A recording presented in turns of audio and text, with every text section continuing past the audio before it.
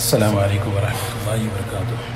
الحمد للہ نحمده ونستعینه ونستغفره ونؤمن به ونتوکل علیہ ونعوذ باللہ من شرور انفسنا ومن سیئات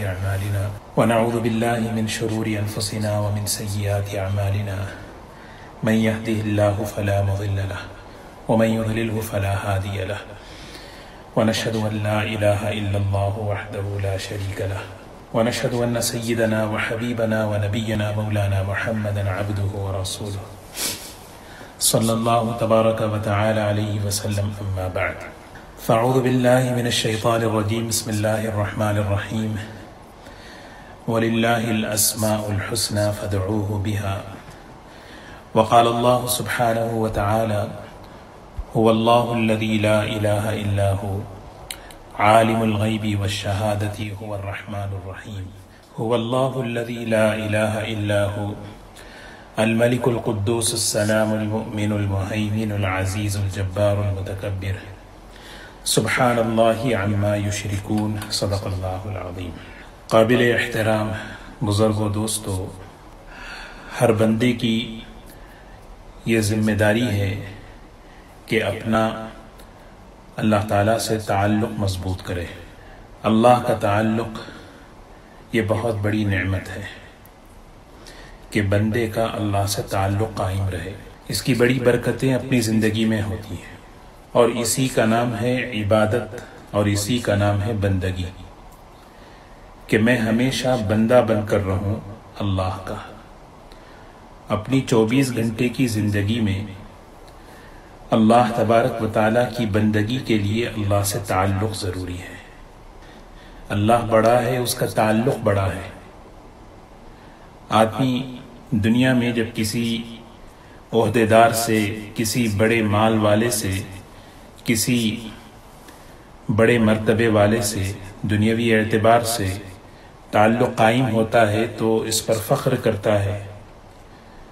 اللہ کا تعلق تو سب سے بڑی چیز ہے۔ اللہ تعالیٰ نے اپنا تعارف فرمایا قرآن پاک میں اپنے ناموں کی، اپنے صفات کے ذریعے، کہ بندہ اللہ سے تعلق قائم کرے ان صفات کے ذریعے سے۔ اللہ کے علاوہ جس سے بھی بندہ تعلق قائم کرے گا وہ تعلق فنا ہونے والا ہے، ختم ہونے والا ہے۔ ایک اللہ کی ذات ہے جو باقی ہے۔ اللہ تعالیٰ کے ناموں میں سے ایک نام ہے الباقی، ہمیشہ باقی رہنے والی ذات۔ ہمیشہ الباقی وہ ذات ہے جو ہمیشہ باقی رہنے والی ہے۔ اس سے تعلق بندہ قائم رکھے گا، وہ تعلق ہمیشہ قائم رہے گا۔ دنیا کی زندگی میں، قبر کی زندگی میں، آخرت کی زندگی میں اللہ تعالیٰ نے اپنا یہ نام اپنے بندوں کو تعارف کے طور پر دیا۔ جس اللہ کو تم پکارتے ہو، جس اللہ کی تم مانتے ہو، اس کی ایک صفت الباقی ہے۔ وہ ہمیشہ ہمیشہ باقی رہنے والی ذات ہے، ہمیشہ سے ہے اور ہمیشہ رہے گی۔ یہ اللہ کی شان ہے باقی۔ مخلوق کی شان کیا ہے؟ فنا ہے۔ مخلوق کی شان، مخلوق کی صفت فنا ہے، اور اللہ کی صفت باقی ہے۔ اسی لیے سورہ رحمان میں اللہ تعالیٰ نے فرمایا کل من علیہا فان ویبقى وجہ ربک ذو الجلال والاکرام فبأی آلاء ربکما تکذبان۔ کل من علیہا فان، روئے زمین پر جو کچھ ہے، کیونکہ انسان روئے زمین پر ہی دیکھتا ہے، ورنہ تو ساتوں آسمان اور زمین اور اس کے درمیان کی تمام چیزیں سب مٹنے والی ہیں، سب ختم ہونے والی ہیں، سب فنا ہونے والی ہیں۔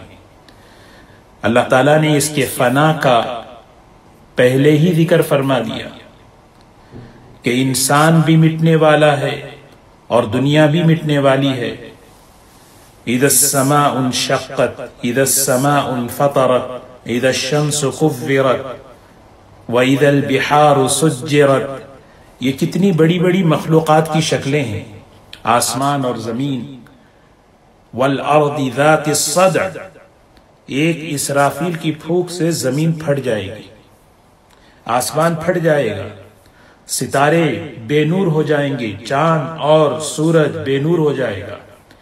وَتَرَى الْجِبَالَ تَحْسَبُهَا جَامِدَةً وَهِيَ تَمُرُّ مَرَّ السَّحَابِ، اللہ تعالیٰ فرماتا ہے یہ پہاڑ جو تم اپنی آنکھوں سے دیکھ رہے ہو، جو جمے ہوئے ہیں، کتنی بڑی شکل ہے مخلوق کی، اللہ تعالیٰ فرما رہے ہیں یہ تو کالعہن المنفوش، روئی کی طرح اڑیں گے۔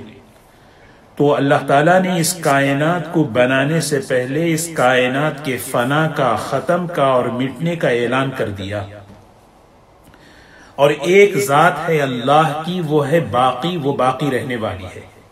کل من علیہا فان ویبقى وجہ ربک ذو الجلال والاکرام، ویبقى وجہ ربک، اللہ ہمیشہ سے ہے، ہمیشہ رہے گا، اپنی ذات میں قائم ہے، ہمیشہ باقی رہنے والا ہے، موت سے پاک، فنا سے پاک، زوال سے پاک، اللہ کی یہ صفت ہے۔ مٹنا تو مخلوق کی صفت ہے، مٹنا تو انسان کی صفت ہے۔ اللہ تعالیٰ نے انسان کی پیدائش کے ترتیب کو بیان فرمایا، یا ایھا الناس ان کنتم فی شک ان کنتم فی ریب من البعث، اے لوگو اگر تمہیں اپنے مرنے کے بعد اٹھائے جانے پر اگر شک ہے تو ذرا غور تو کرو اپنی ذات پر۔ فَإِنَّا خَلَقْنَاكُمْ من نطفہ، اللہ تعالیٰ نے تمہیں کیسے پیدا کیا؟ ہم نے تمہیں ایک نطفے سے پیدا کیا۔ خلقنا النطفة علقة فخلقنا المضغة عظاما فكسونا العظام لحما ثم انشأناه خلقا آخر، اللہ تعالیٰ یہ ساری ترتیب بتا رہے ہیں۔ اللہ تعالیٰ نے گوشت کا لوتھڑا بنایا، ہڈیاں بنائی، ہڈیوں پر جو ہے گوشت چڑھایا، پھر اس کے بعد ایک انسان بنایا، پھر اس کے بعد کیا ہے؟ پھر بچپن، جوانی، بڑھاپا۔ وَمِنْكُمْ مَنْ يُرَدُّ إِلَىٰ أَرْذَلِ الْعُمُرِ، عمر کے آخری حصے میں ہم تمہیں پہنچا دیتے ہیں۔ کون پہنچنا چاہتا ہے؟ بوڑھا کون ہونا چاہتا ہے؟ کمزور کون ہونا چاہتا ہے؟ انسان تو باقی رہنے کی کوششیں کرتا ہے، فکر کرتا ہے، لیکن باقی رہنا تو اللہ کی صفت ہے۔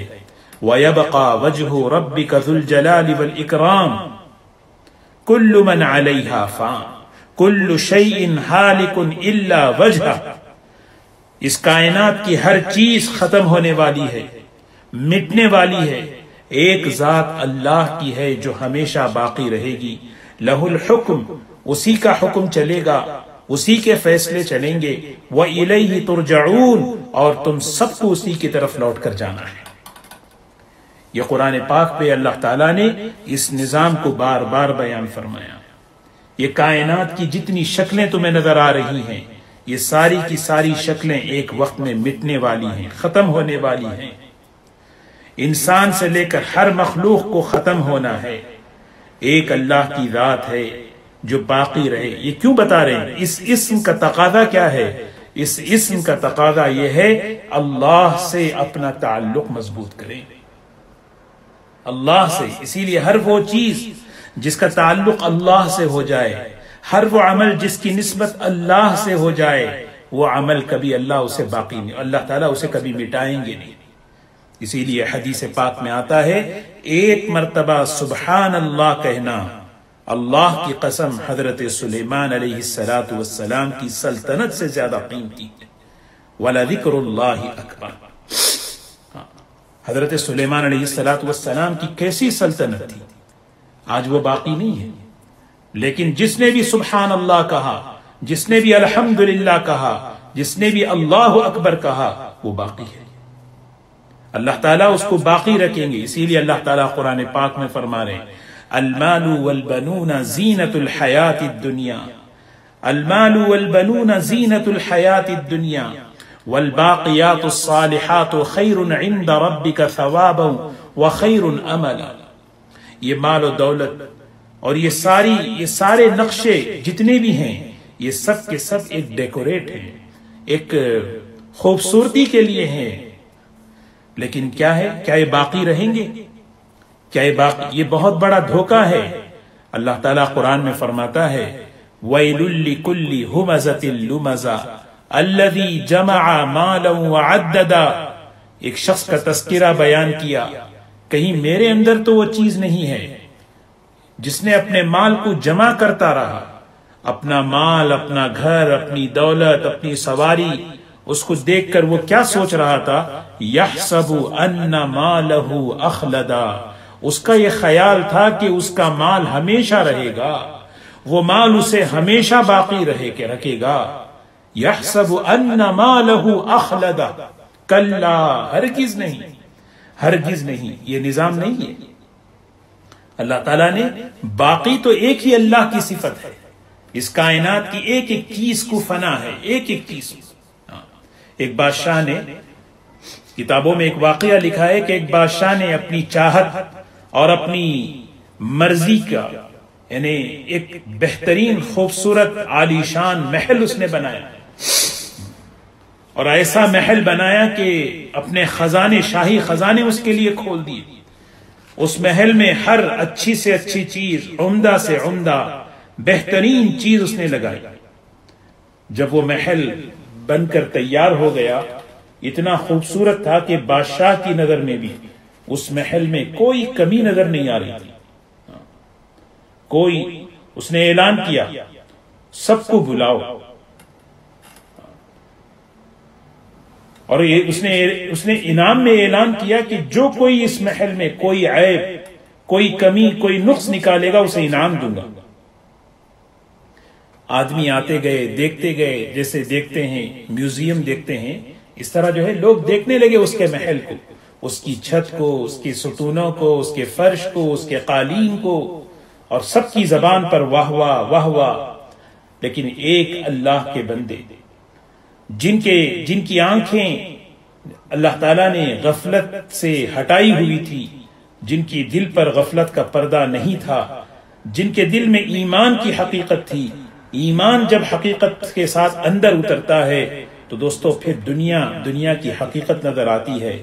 وہ کہنے لگے، انہوں نے بھی دیکھا، انہوں نے کہا بادشاہ سلامت، اگر آپ اجازت ہو تو میں کچھ عرض کروں، اگر آپ مجھے اجازت دیں۔ کہنے لگے ضرور۔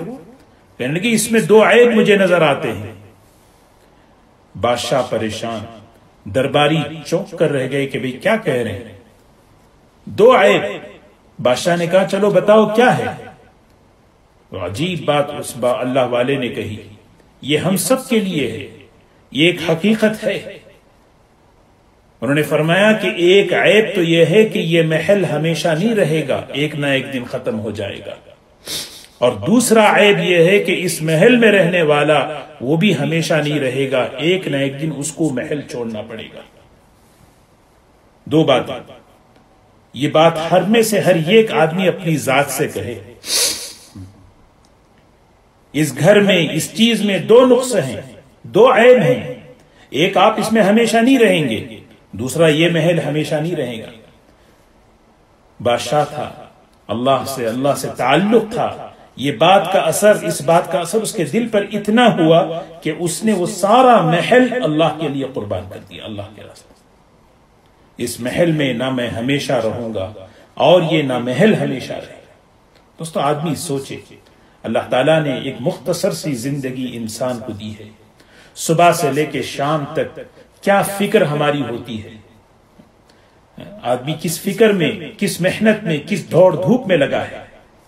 بہترین کھانے کو مل جائے، بہترین پہننے کو مل جائے، رہنے کے لیے اچھا سا مکان مل جائے، سواری اچھی سے اچھی ہو، صبح سے شام تک آدمی کی زندگی اگر دیکھیں، اسی فنا ہونے والی چیزوں کے پیچھے آدمی اپنی دوڑ دھوپ کر رہا ہے، اور باقی رہنے والی جو آخرت ہے اس کو دھوکے میں ڈالا ہوا ہے۔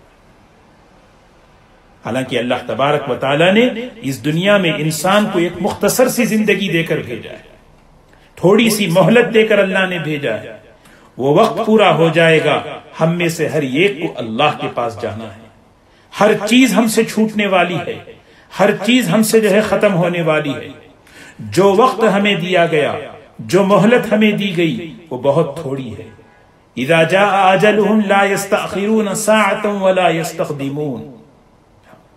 جب وہ وقت آ جاتا ہے انسان کا، وہ وقت ایسا ہے کہ ایک لمحہ نہ آگے ہو سکتا ہے، ایک لمحہ نہ پیچھے ہو سکتا ہے۔ اگر انسان غور کرے، انسان اپنی زندگی کا ہر وقت، ہر لمحہ اپنے انجام کی طرف آگے بڑھ رہا ہے۔ ایک ایک دن، ایک ایک ہفتہ، ایک ایک مہینہ مجھے میرے نتیجے کی طرف، میرا انجام کیا ہے؟ آدمی یہ سوچے، کیا میرا انجام باقی رہنا ہے؟ کیا میرا انجام اس دنیا سے رخصت ہونا ہے؟ یہ اللہ کی صفت ہے، اللہ الباقی ہے۔ اللہ تعالیٰ اس صفت کے ذریعے ساری دنیا کے انسانوں کو یہ پیغام دے رہے ہیں، باقی رہنے والی تو ایک ذات اللہ کی ہے، ورنہ تو ساری کائنات ختم ہونے والی ہے۔ انسان کی زندگی کیا ہے؟ پانی پر ایک بلبلہ اٹھتا ہے، تھوڑی دیر بعد وہ ختم ہو جاتا ہے۔ انسان کی زندگی اسی طرح ہے، کچھ بھروسہ نہیں انسان کی زندگی کا۔ ماں کی گود سے لے کر قبر تک کیسے 60-70 سال کی زندگی محدود ہے، مختصر ہے۔ کتنی محدود؟ اللہ تعالیٰ قرآن میں فرما رہے ہیں کأنہم یوم یرونہا لم یلبثوا الا عشیۃ او ضحاہا۔ جب انسان قیامت کے میدان میں کھڑا ہوگا، اپنی 60-70 سالہ 80 سالہ زندگی کو دیکھ کر کہے گا ایک صبح ایک شام میں گزار کر آیا ہوں۔ یہ اللہ قرآن میں کہہ رہے ہیں۔ اسی لیے حدیث میں آتا ہے، رسول اللہ صلی اللہ علیہ وسلم نے فرمایا، جانتے ہو عقل مند کون ہے؟ عقل مند وہ ہے من لم ینس القبر والبلا، جو اپنی قبر کو نہ بھولے، اپنے مٹنے کو نہ بھولے، اپنے ختم ہونے کو نہ بھولے۔ یہ اصل چیز ہے، دنیا ختم ہونے والی، لیکن ہر وہ چیز جو اللہ سے نسبت رکھتی ہے، اللہ سے تعلق جوڑ دیتی ہے، وہ عمل۔ اسی لیے قرآن پاک میں اللہ نے فرمایا المال والبنون زینت الحیات الدنیا، یہ مال و دولت، یہ جتنے بھی اس کی شکلیں ہیں، جتنی بھی اس کی شکلیں، یہ سب دنیاوی زینت ہیں۔ والباقیات الصالحات، باقی رہنے والے اعمال، سبحان اللہ، الحمدللہ، لا الہ الا اللہ، اللہ اکبر، خیر کے اعمال، نیک کام، یہ سب باقی رہنے والے ہیں۔ والباقیات الصالحات خیر عند ربک، آپ کے پروردگار کے نزدیک سب سے بہتر ہے۔ وخیر عملا، انسان جب سفر کرتا ہے تو کچھ چیزوں سے ہوپ رکھتا ہے، امید رکھتا ہے۔ اللہ تعالیٰ فرما رہے ہیں یہ باقیات الصالحات، یہ نیک اعمال، تم اس سے ہوپ رکھ سکتے ہو، تمہیں اس سے امید ہو سکتی ہے، کیونکہ جس سفر سے تمہیں گزرنا ہے اس سفر کی جو ہے گھاٹیاں بڑی سخت ہیں۔ موت کی گھاٹی ہے، قبر کی گھاٹی ہے، حشر کے میدان کی گھاٹی ہے۔ فَلَقْتَحَمَ الْعَقَبَةَ وَمَا أَدْرَاكَ مَا الْعَقَبَةُ فَكُّ رَقَبَةٍ أَوْ إِطْعَامٌ فِي يَوْمٍ ذِي مَسْغَبَةٍ يَتِيمًا ذَا مَقْرَبَةٍ أَوْ مِسْكِينًا ذَا مَتْرَبَةٍ۔ ایک گھاٹی آنے والی ہے، اس گھاٹی میں کیا کام آئے گا؟ انسان کا مال کام آئے گا، انسان کی اولاد کام آئے گی، انسان کا قبر میں انسان چلا جاتا ہے تو کیا کام آئے گا؟ حدیث پاک میں آتا ہے روزانہ قبر تو یہ اعلان کرتی ہے میں تنہائی کا گھر ہوں، انا بیت الوحدہ، انا بیت الظلمہ، میں اندھیرے کا گھر ہوں، عمل کا نور یہاں لے کر آنا۔ میں تنہائی کا گھر ہوں، یہاں اپنے ساتھ اعمال لے کر آنا۔ حدیث پاک میں آتا ہے رسول اللہ صلی اللہ علیہ وسلم مثال دے کر فرما رہے تھے، جب آدمی کا انتقال ہوتا ہے تو 3 چیزیں اس کے ساتھ چلتی ہیں، اس کا مال، اس کی اولاد اور اس کا عمل۔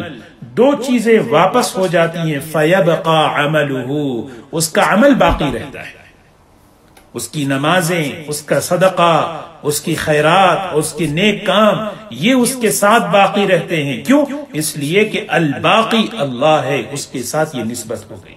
قرآن پاک کی تلاوت، اب یہ اس کی قبر کو نور سے منور کریں گے۔ اب اس کی قبر میں، اس کے تنہائی میں اللہ کا ذکر اس کا ساتھی بنے گا۔ انا بیت الوحدہ، قبر تو اعلان کر رہی ہے میں تنہائی کا ساتھی ہوں، میں تنہائی کا گھر ہوں۔ یہاں جو ہے کوئی ذکر لا رہا ہے تو اس سے اس کا دل بہلے گا۔ میں اندھیرے کا گھر ہوں، یہاں کوئی آتا ہے نماز کا، صدقے کا، قرآن کا نور لے کر آتا ہے، وہ مزے میں رہے گا۔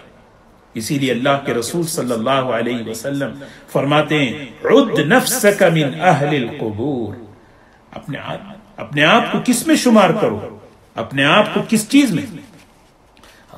انسان جو ہے اس دنیا کے فنا ہونے کا استحضار ہو، اس کائنات کے فنا ہونے کا استحضار ہو. یہ دنیا کی جتنی چیزیں ہیں، یہاں کی جتنی محبوبات ہیں، مرغوبات ہیں، کھانے پینے کی، پہننے اوڑھنے کی، سواری کی جتنی شکلیں ہیں، یہ سب کے سب ختم ہونے کے لیے اللہ نے بنائی ہیں. نہ میں رہوں گا نہ میری چیزیں رہیں گی، نہ میں رہوں گا نہ میری چیزیں رہیں گی. اس کا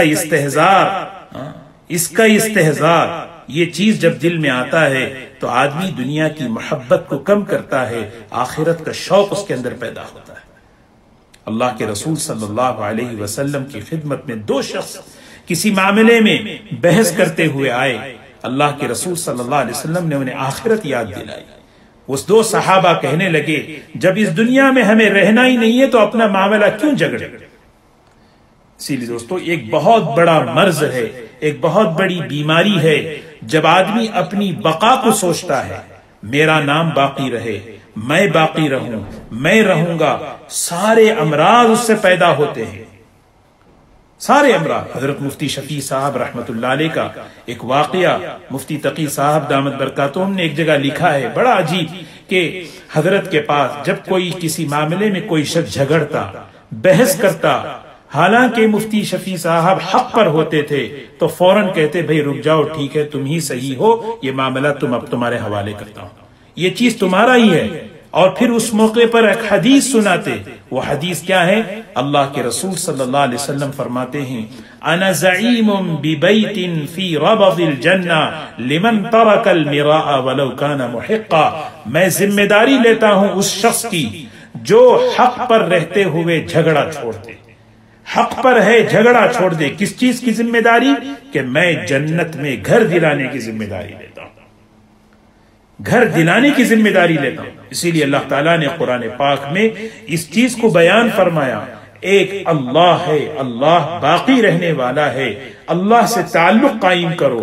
اپنے وہ تعلق قائم کرنے والے جو اعمال ہیں، ہر وہ عمل جو اللہ سے نسبت جوڑ دے، اللہ سے تعلق قائم کر دے، اس کی طرف اپنی زندگی کو قیمتی بناؤ. اس سے کیا ہوگا؟ اللہ تبارک و تعالی تمہارے اس عمل کو باقی رکھیں. ایک جگہ قرآن میں فرمایا ما عندکم ینفذ وما عند اللہ باق، ما عندکم ینفذ وما عند اللہ باق. جو کچھ تمہارے پاس ہے، ما عربی میں عام کے لیے آتا ہے. دنیا، مال و دولت، حالات خوشی کے ہوں، غم کے ہوں، تکلیف کے ہوں، راحت کے ہوں، بیماری کے ہوں، صحت کے ہوں، جو کچھ تمہارے پاس ہے سب کے سب ینفد، ختم ہونے والے، مٹنے والے ہیں. یہ استحضار ہو. ہر چیز ختم ہونے والی ہے. جو ہو رہا ہے اللہ کر رہا ہے، اللہ اچھا ہی کے لیے کرتا ہے. میرا کیا گیا جس پر آدمی افسوس کرے؟ آدمی یہ سوچے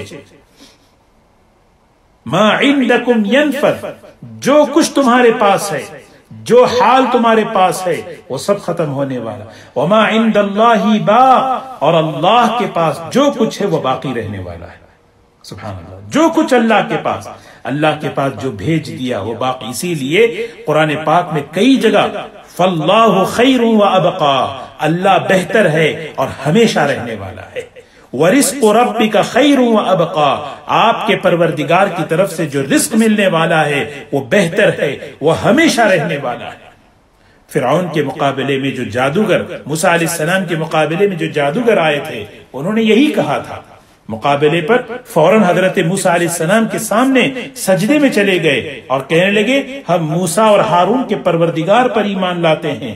فرعون نے جب انہیں ڈرایا، فرعون نے جب دھمکی دی تو ان کی زبان سے ایک جملہ نکلا، جو کر سکتا ہے کر لے، فقضی ما انت قاض، جو تیرا بس ہے کر لے، انما تقضی هذه الحیات الدنیا، تیرا بس تو اس دنیا میں ہی چلے گا، تیرا بس تو اسی دنیا میں چلے گا. اسی لیے دوستو اللہ کی صفات میں جیسے میں نے عرض کیا، ہر ایمان والے کی یہ ذمہ داری ہے اپنا اللہ سے تعلق مضبوط کریں. جتنا اللہ سے تعلق مضبوط ہوگا، فنا ہونے والی چیزوں سے آدمی کا دل ہٹے گا. اور کوئی چیز آدمی کی دنیا میں انسان جب رہتا ہے، بعض مرتبہ کسی چیز کے ملنے پر جو ہے نا افسوس کرتا ہے. مجھے وہ چیز نہیں ملی، وہ چیز نہیں ملی، وہ چیز نہیں ہوئی. آدمی اسی افسوس کے ساتھ آدمی پریشان ہوتا رہتا ہے. آدمی یہ سوچے کہ دنیا چھوٹنے والی، دنیا کی ہر چیز ختم ہونے والی، اللہ مجھے مل جائے، اللہ سے تعلق مجھے مل جائے، اللہ سے تعلق میرا مضبوط ہو جائے، کیونکہ اللہ باقی رہنے والا ہے، اس کا تعلق باقی رہنے والا ہے، اس کی رضا باقی رہنے والی ہے. ہر جگہ رہنے والا، ہر جگہ اس کا ساتھ، گھر میں ہو، سفر میں ہو، سواری میں ہو، ہواؤں میں ہو، سمندر پہ ہو، کہیں بھی ہو، اللہ میرے ساتھ ہمیشہ ہے، اللہ ہمیشہ میرے ساتھ.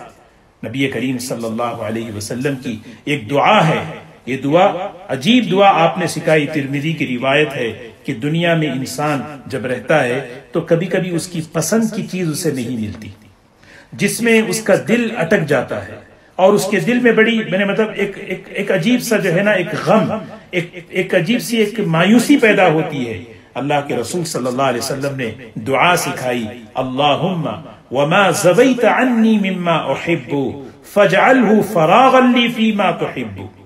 اے اللہ، جن نعمتوں کو میں پسند کرتا ہوں، جن نعمتوں کو میں پسند کرتا ہوں، کسی حکمت کی وجہ سے تو نے روک لیا ہے، تو مجھے دینا نہیں چاہ رہا ہے، تو اب کیا کریں؟